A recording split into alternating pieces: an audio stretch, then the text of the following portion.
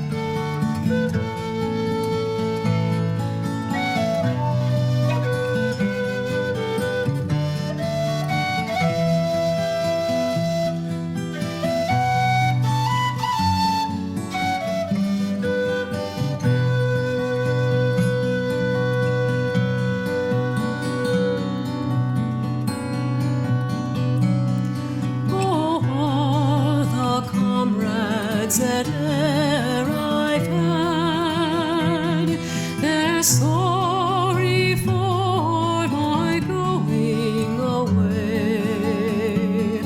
And of all the sweethearts that e'er I had, they'd wish me one more day to stay. But since it falls into my lot that I should run